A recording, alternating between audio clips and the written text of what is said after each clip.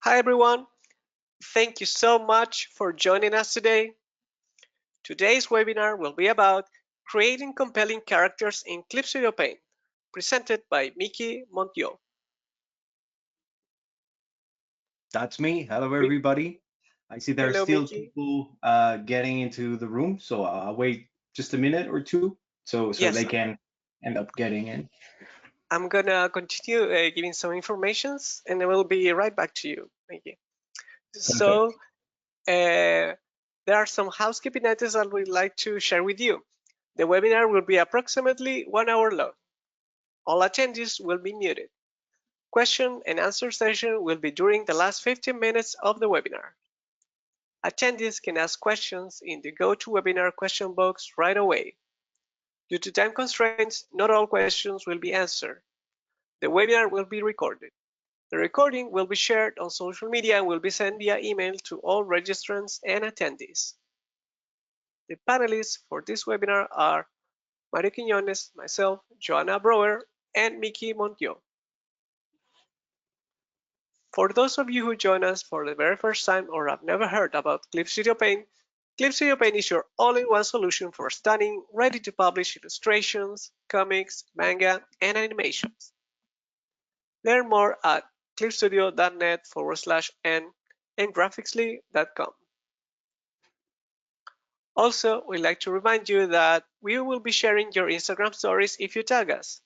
So tag us as #webinar, at Miki Montlló, at Graphicsly, at Wacom, and at Clip Studio Official.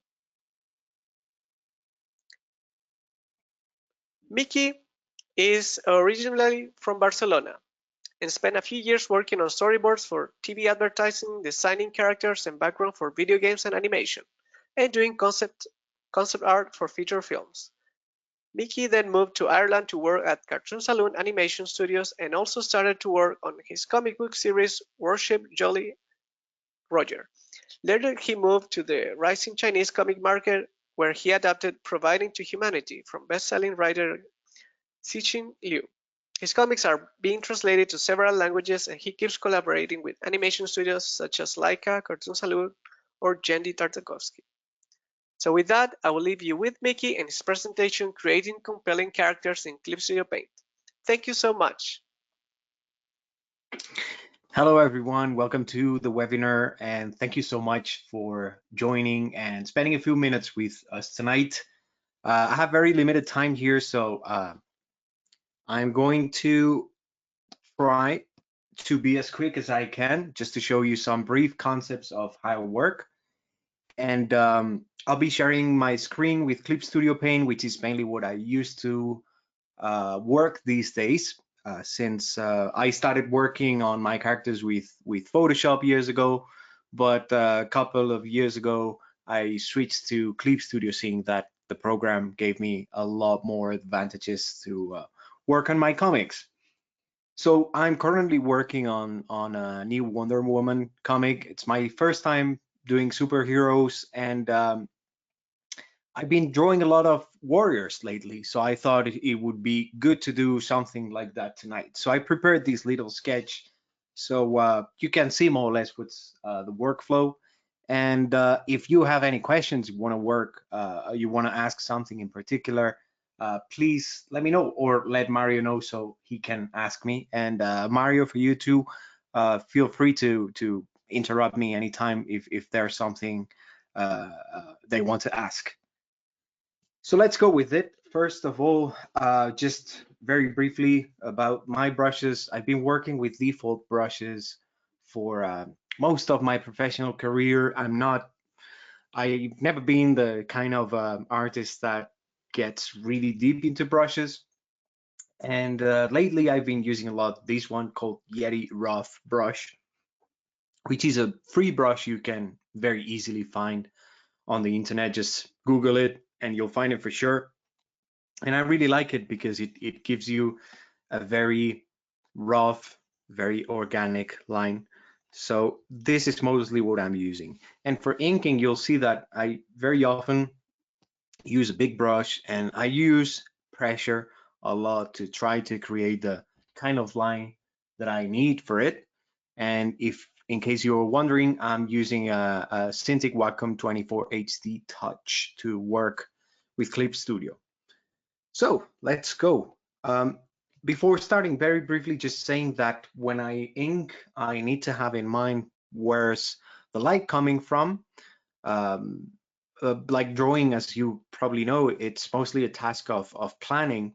So even though I only have a sketch at this point, I need to plan how this drawing is going to look at the end. So I need to sort of visualize on my head like what this is going to look like, so I can figure out things like values and light on a very early stage of the piece. And for that experience, I would say it's a very important tool. So this is actually not even my first sketch. I did a very basic one. As you can see, this is the very early stage of a sketch. Normally I do this in about 5 minutes, something like that. And sometimes I get into something a bit more detailed. Tonight I want to make sure that we do something cool here, so I had to get into a bit more of a detailed sketch. So let's go. Let's start a bit. Again, light will be coming from here. Keep in mind that we're working on a three-dimensional space. So light is not flat, or is not coming from one side like this or this, but it has a 3D sense on it. Thanks for mentioning Graphics Lee. Let's go. So you'll see that I'm using, again, a big brush and trying to use variety on the line. It's not going to be a perfect inking. Again, I have very limited time here, and I want to make sure that I get into at least an early stage of coloring. So I'll go as quick as I can, which will probably lead to a more rough inking.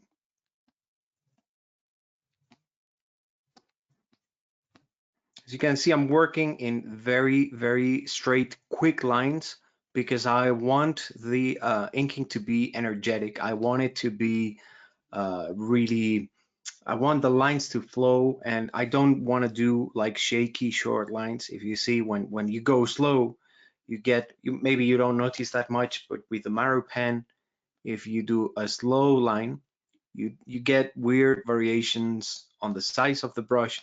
But if you do quick lines, you get very nice energetic lines like this. So I've been working all day, so that means that I'm already warm up, but sometimes it's good before start working to, just do a bit of lines on an empty canvas so you can warm up a bit. Let's go.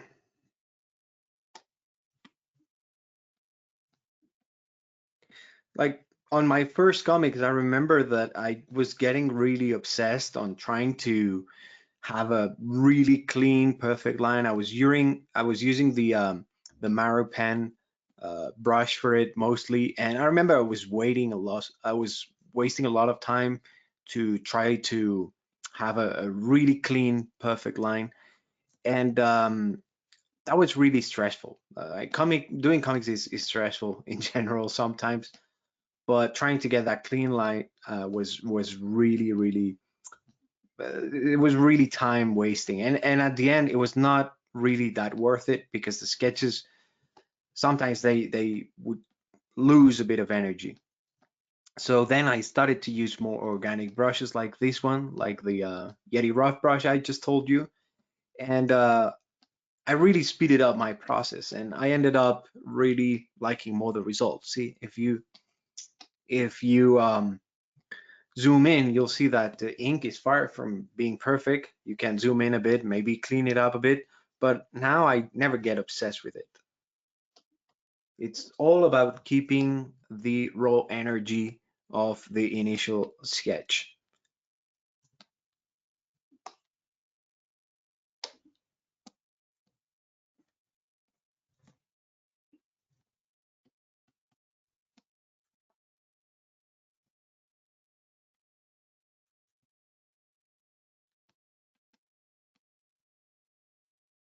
And the kind of inking I do, normally I do a very clear line, but now I'm trying to work more and more with bigger stains of ink and using black ink a bit more to make nicer compositions.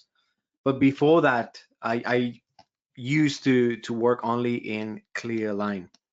Now that I'm working on American comics, I'm just trying to learn from the techniques that American artists used to use for their comics. So I'm using a bit more of a bit more of black ink on all my inking.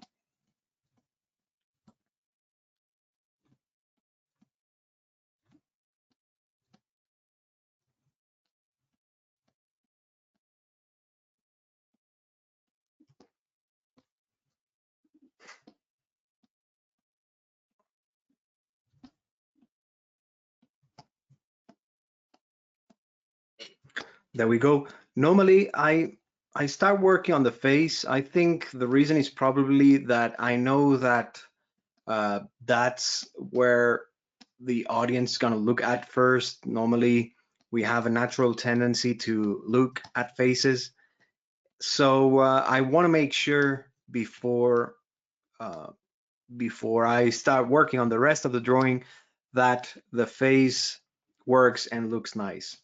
So that's probably the reason. And if I have a close up, normally I start working on the eyes before working on anything else. Now that the face is done and it works, I know that I can start working all the rest of the drawing.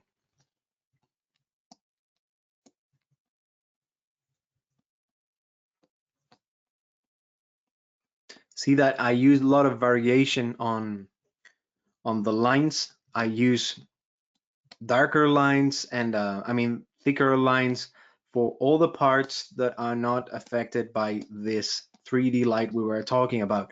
I know beforehand that there's going to be slight shadows here, so I try to use a thicker line whatever this is not affected. The logic is really simple. It's this logic. So if we know this, we know that every line on this level, it's gonna look thicker. It's just this brought to a more complex shape, but that's pretty much the idea. I remember at school I had a teacher. It was not a great teacher, but he gave me some good advice at some point. I remember when I was struggling with painting because I've never painted anything until I was about 18, 19, and I never used Photoshop or Clip Studio until then. And he told me something like, if you don't know how to paint, don't try to use a million colors. Use two colors. Once you learn how to paint with two colors, then try three colors and keep going. And I tried that, and it was really useful for me because I think that a very common problem for beginner artists is that they wanna emulate the work of people who's been working for years and they know the tools and they know how to manage themselves with those tools, and the result is very often a mess. So I took that advice and it really worked for me, and I think it can work for beginner artists. And if you feel lost and you feel overwhelmed by color or inking, just try to keep things simple, and that usually works. Once you know how to manage simple things, just start complicating them. I know it's very obvious advice, but it does work. It worked for me.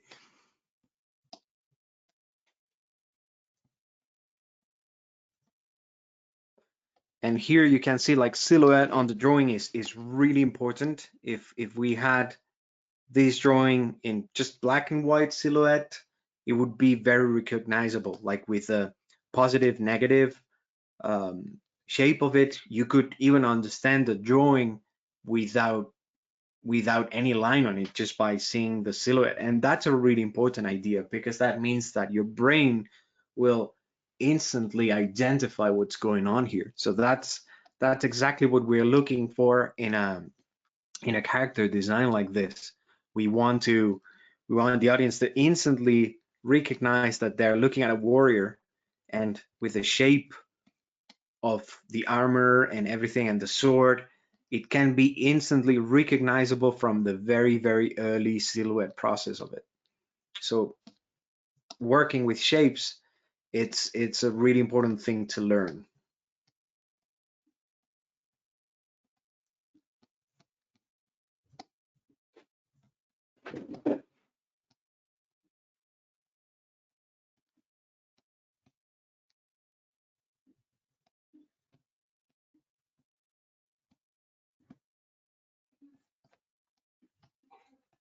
See, anatomy is there, but it's very, very simplified. I'm not um, a big expert on anatomy, but of course, like to do character design, I had to learn very basics about like skeleton and muscles and all that stuff. But you see that it's not a super detailed anatomy. It's just there. I just insinuate the shapes with the lines, and that's pretty much it.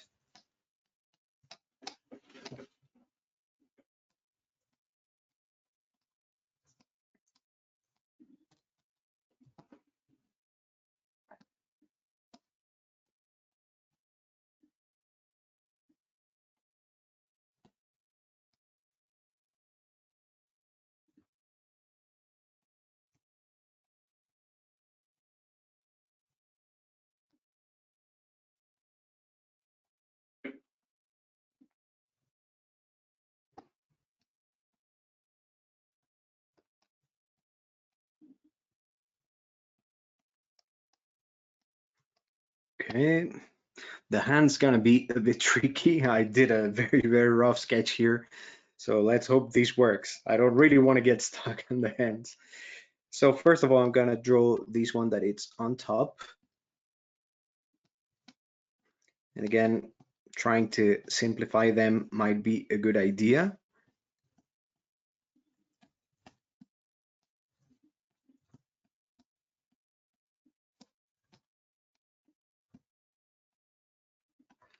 Well, not too bad.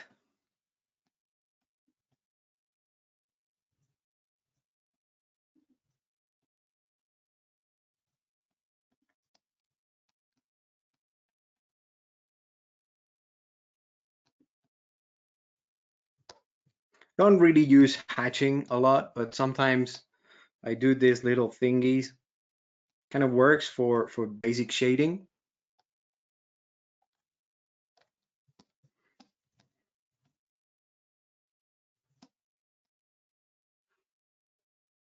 So let me see, this other hand is coming out from here.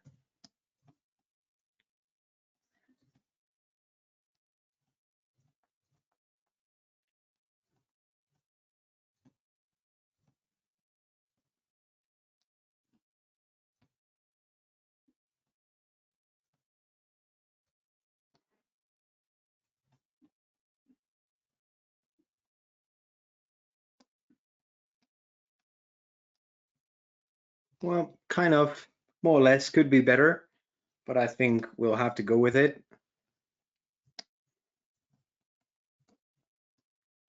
Okay.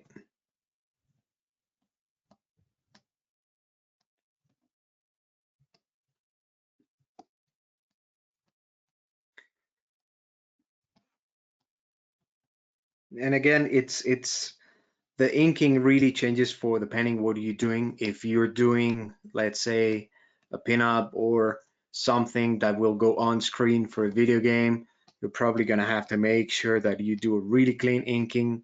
For something like this, even for my daily job doing comics, I think that something like this should be more than enough to go for a final ink. And I remember when I was starting on comics that I used to look at the work of veteran artists and really wondering like how could they reach that level of simplification? How could they do such powerful inking? And I've been working for about 6-7 years doing comics now, and after a while I realized that apart from experience, of course, it was pressure. Like the more pressure you have, the more you have to come up with clever solutions to save time. And of course, you have to try to apply enough pressure to yourself um, to keep you awake and to keep you alert, but just enough pressure for that, but not enough to break yourself as an artist. Like sometimes artists, they tend to be really harsh with themselves, and that's not really good in most of cases. You know, mental health and all that. Most of the time, we're just lonely people working alone in a room. So we have to make sure that we have a good understanding with ourselves. So pressure, it's really good to keep you motivated, but make sure you know yourself and you know how much pressure you can handle. And if you feel like it's not feeling well, learn that sometimes you need to stop for a while before getting back to battle. All right, we got the sword.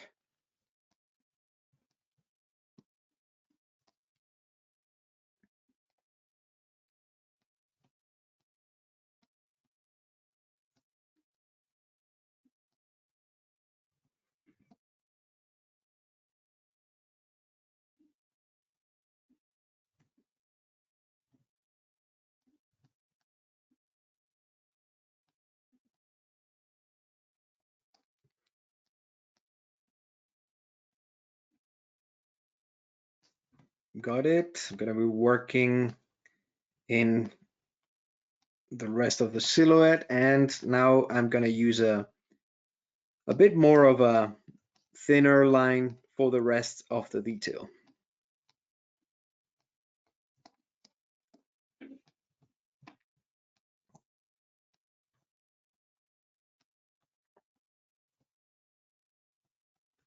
And go for we're gonna go for flat colors in a couple of minutes. I want to show you at least that early stage of painting, just to show you what's my usual process for it. Like sometimes it's changing. Sometimes I go for flat colors at first. Sometimes I start working on shading. It depends, but at the end, it's all part of the same logic.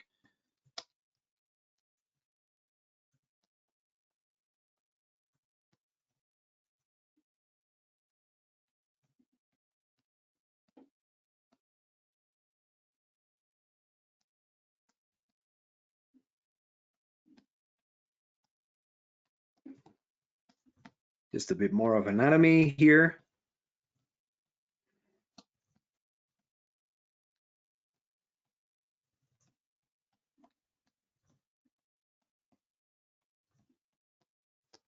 That's it.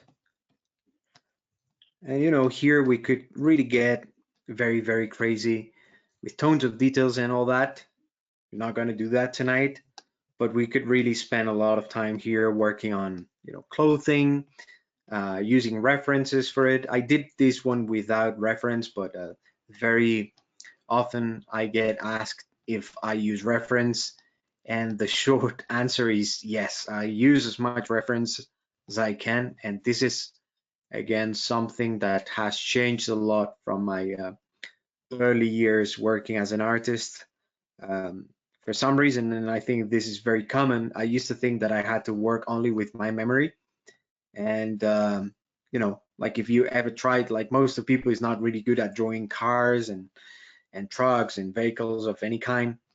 So just try to draw a bike by memory. Unless you're really an expert about bikes, it's probably going to be a mess. So at the end, I had to admit that using reference was a very useful thing to do. Now I have no problem on using reference, and I use it as much as I can. Even I use like 3D programs like SketchUp or Sketchfab, where there's huge 3D libraries, and I tend to use those models for building scenes, any kind of stuff that I have to do. I tend to work a lot in 3D now. because you know, like characters like this, like 3D is not really useful because you want to have dynamic poses and all that. But for buildings, vehicles, things like that, I would say it's a super useful tool, and all comic artists know it. Maybe Kim Jung-gi is the only guy that still doesn't use reference or 3D, but all of the rest of mortals, we do have to use it. We have limited memory, and we tend to have to use reference.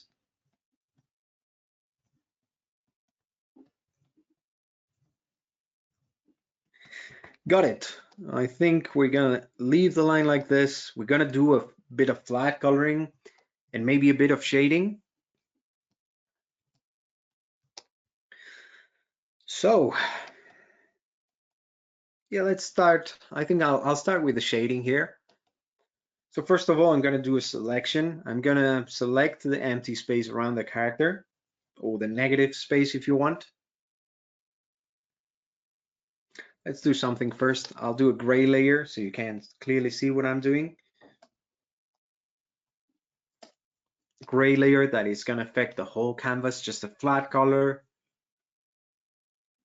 And now I'm going to select the empty space. What I'm doing here is telling CSP if I wanna the magic wand to affect to the whole canvas or only only the layer I'm working in. Okay, got the selection. I'm gonna add the selection as well.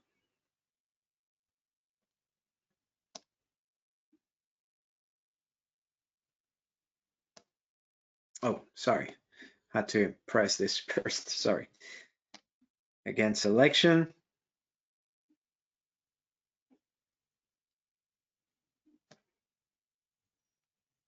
Got it, and I'm gonna invert this selection. No, sorry, I'm gonna leave it as it was because I'm gonna do a white layer around the character so I can work underneath, right?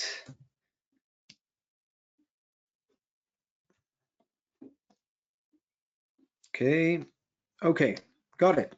So now we have a blank layer all around the character, right? And then we have the character underneath. Let's do a bit of shading now. Just gonna take a minute to decide which brush I'm gonna use. I'm trying a lot of new brushes now lately. It's now that after 15 years working professionally that I'm starting to investigate a bit on brushes. I got a couple of free packs that I found on the internet. Well, I think this one I bought it. It's a really good one. It's called DAUB. I bought it. I think it was like $5 or something like that. Very useful. It has really good organic brushes. I think it's called the watercolors. So I'm investigating now a bit.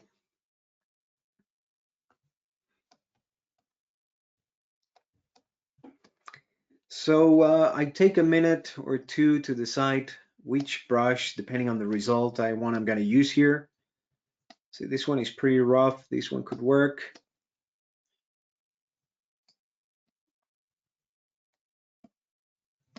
Yeah, this will work. Something like this. See, again, just trying to get a nice organic brush.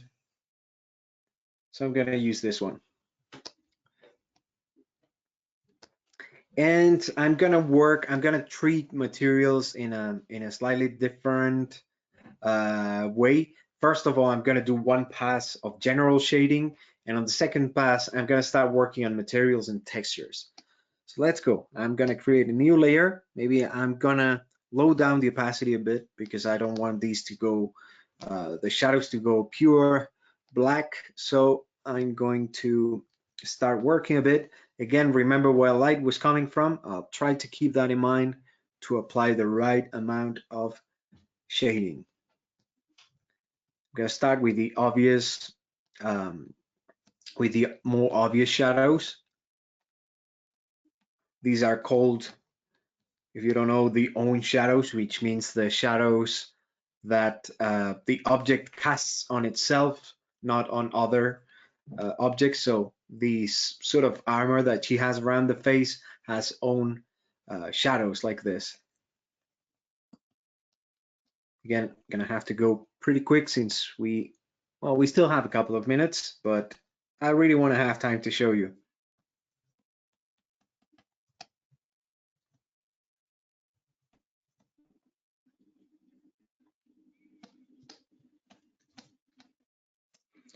So see the shadows on the face are not really super strong. Wanted to keep that really simple because the line it's enough for it to work. So I don't really want to distort line a lot.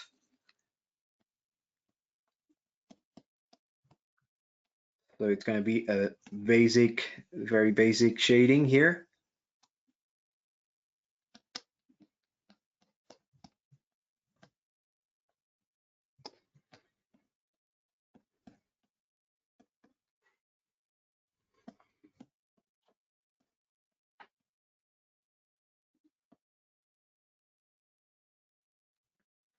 In case you've seen any of my videos on YouTube or Patreon, again, you'll see that I don't always follow the exact same process.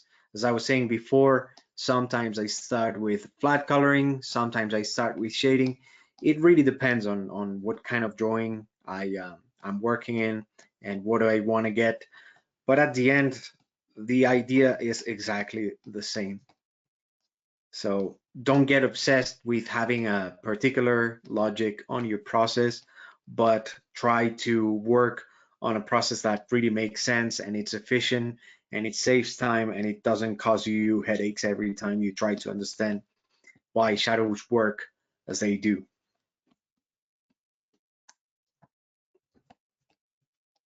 And again, don't try not to zoom in too much because it's really easy when you're working digitally to completely lose perspective of what you're doing, especially in comics more than illustration. When in comics you're working with a lot of small drawings in one single page, so it's a very common problem, especially when you're a beginner, that you try to fill everything with details and you completely lose track of the size of objects and of basically anything you're doing.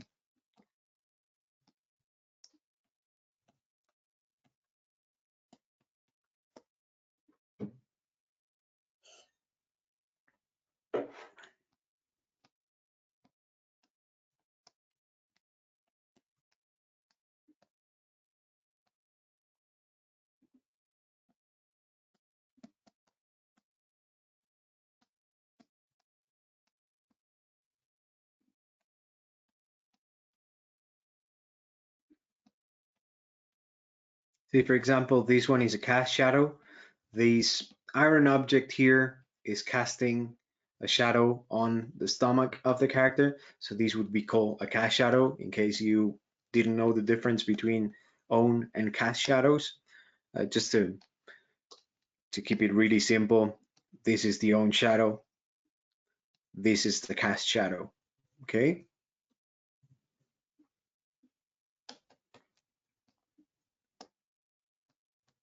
Let's keep going. I think we're gonna have 10 good minutes for coloring. Let's see how far I can go with this.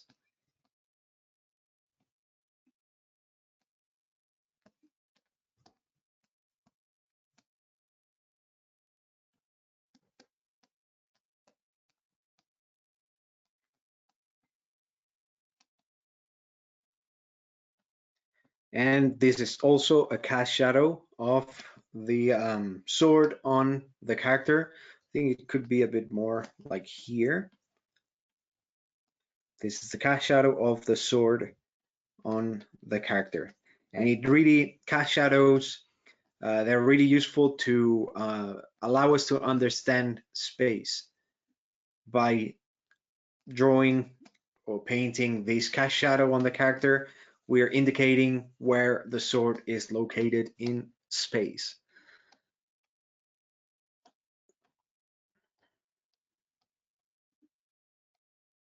So see, we have this.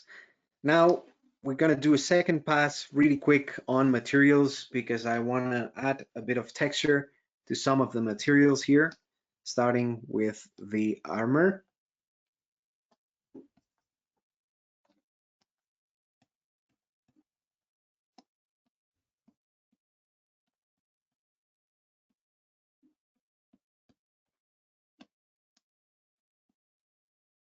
And normally when I do this black and white work on the character before painting, I use a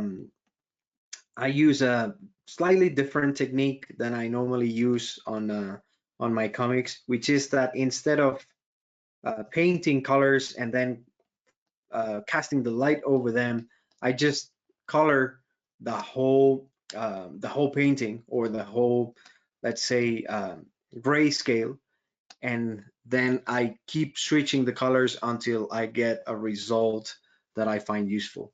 Now again, I use different methods for painting. This is just one of the ones I use, not necessarily the most efficient. So don't get super obsessed with it. There's no particular way to work. There's just an infinite ways to get to the very same solution.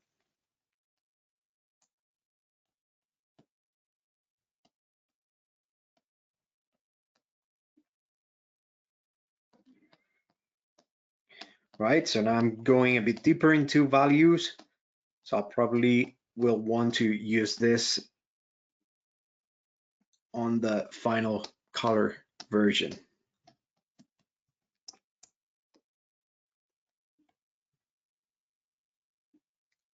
So I'm going to do another layer of very, very general lighting. Like this one will not have detail at all. It's just going to be a few touches of airbrush because basically I want to focus the attention on this part of the character. But again, here we could try a lot of different ways cast um, to cast light and shadow on the character. For example, if we wanted to focus the attention on the sword, we could go and do something like this. So this could work perfectly. Just would be a different idea. In fact, I think we're gonna go with something like this. Now the face, it's important, but I wanna try what happens if I focus more interest on the sword.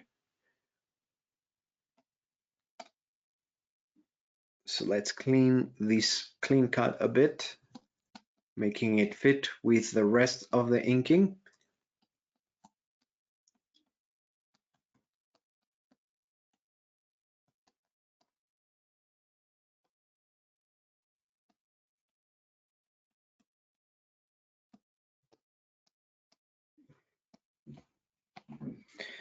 Right, and finally, now that we're here, gonna work a bit more on the lights this time. I'm gonna create a different value for the crown, if we can call it like that, the crown she's wearing. I'm gonna add some extra lights before I give it a few touches of color.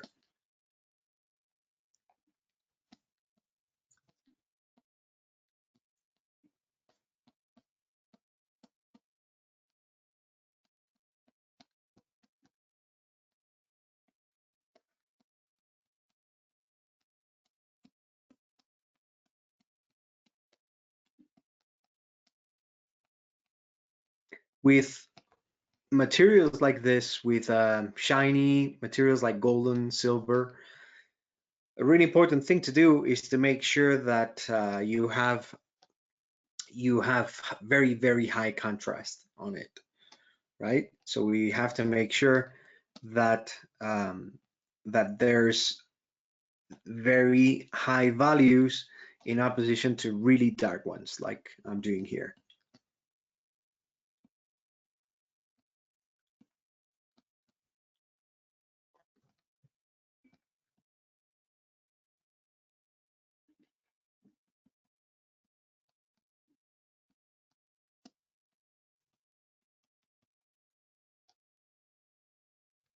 Okay, we're just gonna add a few extra lights to finish with this. Some points where light is bouncing.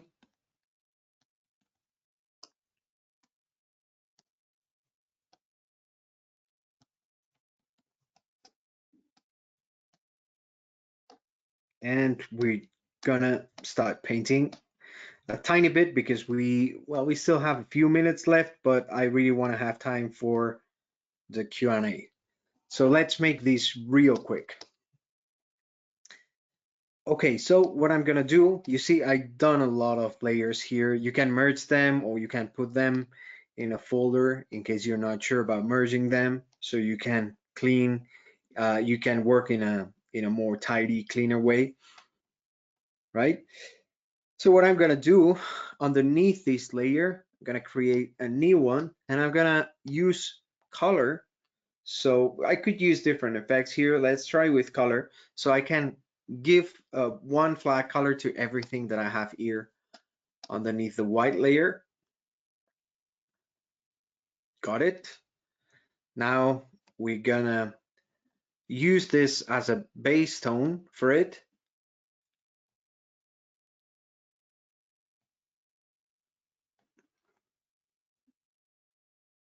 I want a really earthy tone for this. Okay, got it. And now what we can do, we can start creating layers with different effects to give a slight different color to every material. Here, for example, let's try to use overlay, which is a light effect. It's one of the ones I use the most to try to give this a more golden tone. So the main idea of this is that you keep the values you've been using in black and white, but you color the layers individually until you get something that you find interesting. The good thing is that here we can still work with values, since we can use multiply or overlay effects that change the nature of the values here, but we already have a good guide of how do we want to work with light.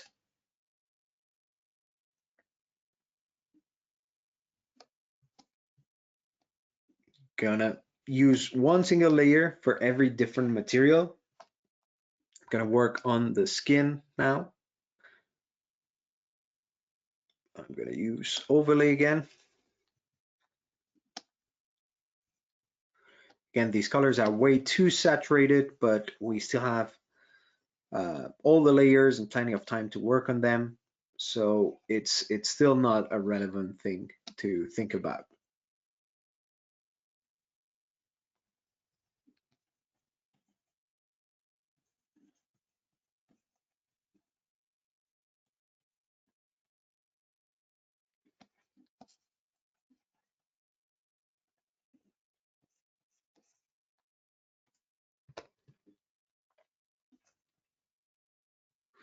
See here, the color, it doesn't even seem to appear since the values are way, way higher, but still, we'll figure it out later.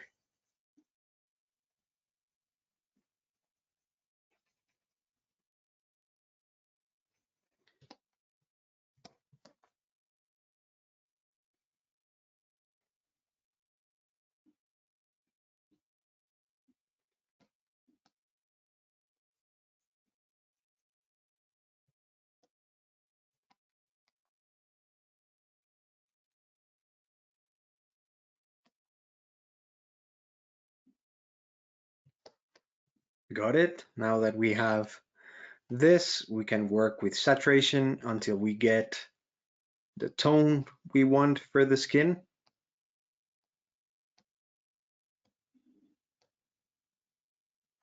We can even block this layer and use the airbrush to give it glimpses of red here, for example, or here in the cheeks, or the ears, or the parts of the body that tend to accumulate more blood, right? Let's keep working a bit more. She could have red hair, so let's make a new layer. Again, same process. And where is it? Multiply. Overlay. Multiply up here.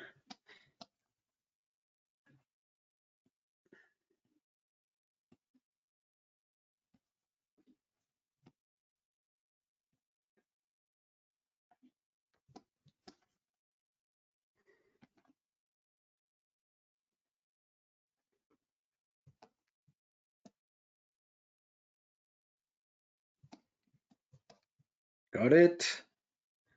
Let's use this red to paint some other parts. See, it's a bit of a messy painting here. I'm going really a bit too quick. Maybe I was too ambitious. I want to do too many things in a very limited time. But I hope you'll understand the main idea of this. Actually, let's go back to this layer so the bracelets can be same color.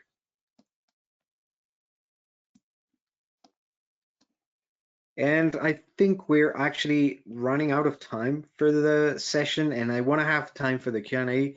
So Mario, let me know when should I stop and leave time for the Q&A.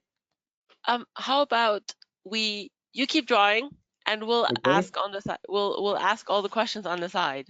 that's perfect. Yeah. Okay, because we have so many questions. It's Okay. always we have so many questions, so let's try to get through as many as we can. Okay. Is there a lot of which brush do you use? There is, and people are trying to find the Yeti brush, but it seems a bit difficult. So if you have that later on, maybe if you remember, but yeah, just we hope just Okay. everyone Googles it, and if you could share it somewhere like on your social media, that would be fantastic. I'll do something. I'll do a public post on my Patreon so you can find it there and download it. So I think it's probably the easiest way, since there I can put the link to my Dropbox.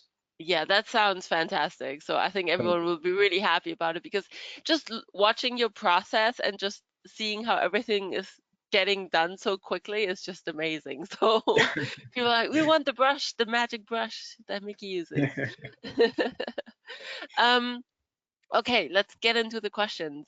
When you get references for your characters, what's the most important thing you usually keep in mind when working with characters? When I gather the references, what I try to do is, like, first of all, have a very specific idea of what I want to do with a character. You know, like I have a couple of folders that I feel with paintings, references, stuff. When I get a bit lost or I don't know what to do, I tend to go to those folders and see what's in there. So sometimes ideas come up to mind. But when I'm working on a specific character, I always try to have a clear idea of what I want to do first. So the references I gather are more like a support for example, now I'm working on Wonder Woman, so I have to draw a lot of swords, a lot of bows, a lot of weapons, a lot of armors, and well, I live in Spain. We don't wear armors or carry with us here, so normally, at least I don't. So I don't really have any idea of how a bow really is or how a sword really is. But I'm pretty sure that once people read my comic, there's going to be even a small minority of the audience will have knowledge about how swords and weapons and bows really are.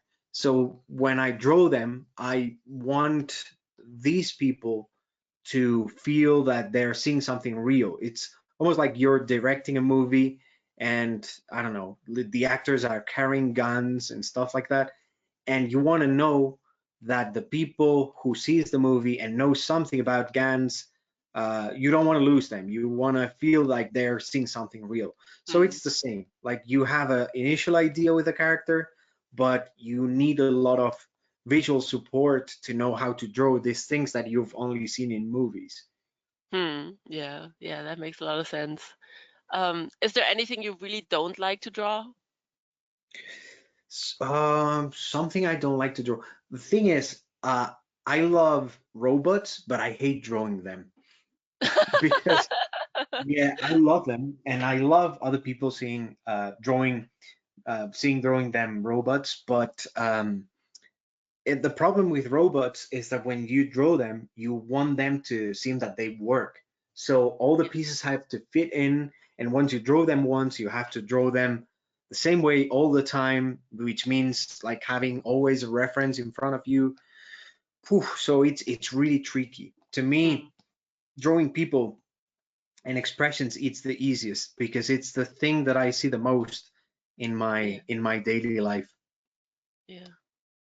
Do you have any specific inspiration for robots when you have to draw them?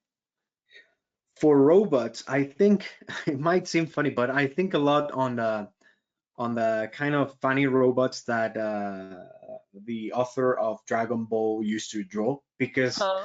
I remember that when I was a kid, I would love the robots he would draw on his mangas, and that would be like super simple but super eye catchy. So I tried to keep that in mind, Huh? and I really like the work that I think he's from Australia, the artist Ashley Woods does on his robots, because he seems to work in a way that it doesn't really get obsessed with details or mechanisms or Mm, anything. You just have fun with them. So that's something that I try to keep in mind when I draw them, which yeah. luckily is not very often. At least now drawing this comic, Wonder Woman comic, I don't really have to draw a lot of them. Not so many robots in that one.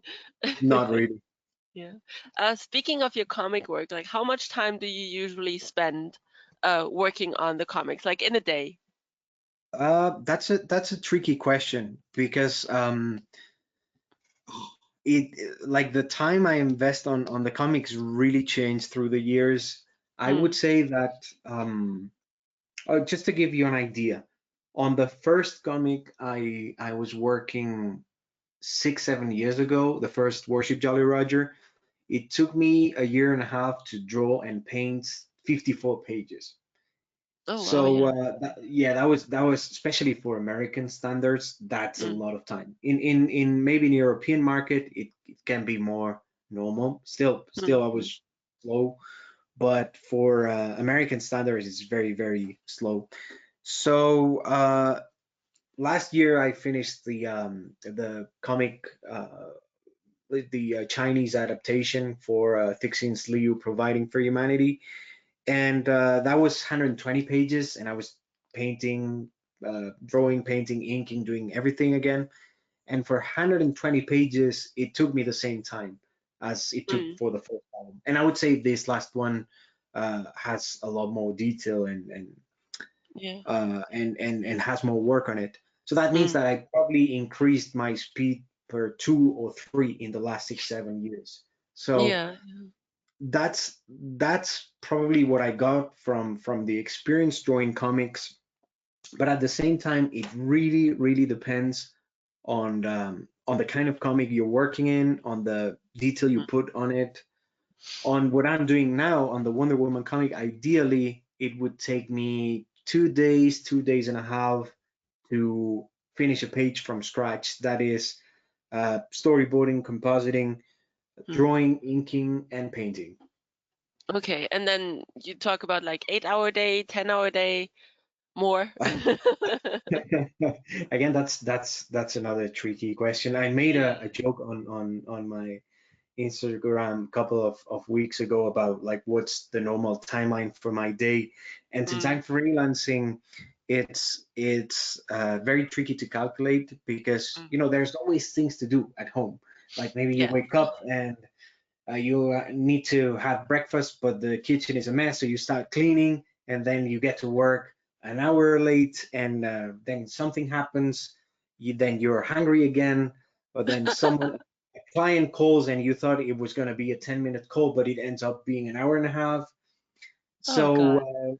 Yeah, so lately it's very difficult to have like consistent 8 hours of work. Mm, Um, what I try to do now is whenever I sit down and I have like 2 hours of solid work, I try to go as fast as I can, to be honest. So I would say very rarely I work 8 hours a day on a comic. mm, It's closer to 5, 6 hours a day, and then the rest of the time is for drawings that I do for myself, or mm, maybe like checking social media, which is something that I don't really spend a lot of time. But if you have Facebook, Instagram, ArtStation, whatever, it's yeah, already a lot of stuff to do. So yeah, yeah. And so you do still draw for yourself, like oh you yeah, still draw as yeah. a hobby? Absolutely, yeah, and I have to be careful with that because it's taking a lot of my time for professional work. So Mm, it's something that I need to be careful with because, for example, on October, a lot of artists do this Inktober thing. yeah. Like normally, I do my own list, and when I'm planning it, it's always like, well, this is gonna be fun. It's gonna take me half an hour a day, and then once I get into it, I usually get carried away, and instead of half an hour, end up being like 2 hours, 3 hours, and then people start commenting things, and I want to reply their comments. So yeah, I draw a lot for myself, and it's something that I'm very careful with because I know firsthand from many artist friends that once you stop doing that, you kind of lose some passion for Hmm. drawing. You kind of like start understanding that everything is work. And to Yeah. me, I transformed this hobby in my work and my passion and my source of income, but I really want to keep the spirit of drawing in high school where when I had to be studying something else. In some sort of way, I feel like I'm still doing the same. A lot Mm. of days I'm supposed to work, but I'm spending the whole morning drawing something for me because I got carried away. And somehow it still feels like I'm hiding from the teacher. It's just Yeah. that the teacher yeah, the teacher is now in myself. It's in my head somehow. Yeah.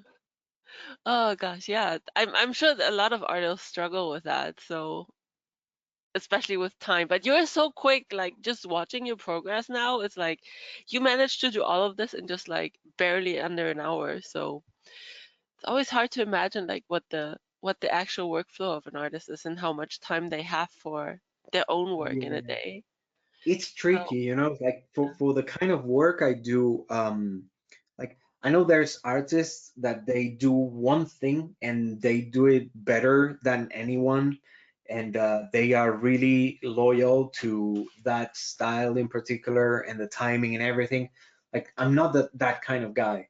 Like if you give me a job and instead of, let's say, 10 days, you give me two, instead of thinking like, whoa, this is going to be stressful, which is probably going to be, what I think is like, okay, like it's up to you. Like in 2 days I'm going to be able to go as far as I can, but if you pay me the same for working 10 days or two, I much rather work two and then rest for the rest of the time mm, that I have. So I mhm. always try to adapt my workflow to what I'm doing. Like tonight, I know I had 45 minutes, so I wanted to have something finished. It's probably not going to be my best work, but I manage it to show big part of the process, which is what I intended to. So I'm Yeah. happy with it. You know, And I think it's very impressive too. So I'm sure everyone's really happy with what you showed of your progress. So it's I'm really, glad. Yeah, really hope cool. so. Let's wrap this up real quick with two more questions. What are you currently drawing on? Like your setup for the for your work, your computer, you're working on a Mac, I see, your Yeah, tablet. I'm working. Actually, I should renew my my work setup. I'm working MacBook from 2005. No, Oh wow. 2005. That's way too long. 2015, I think so. Not that bad. 2050. That's Yeah, but pretty long ago too, though. yeah, I'm starting to have problem like updating my programs and stuff, so I'll probably have to renew it soon.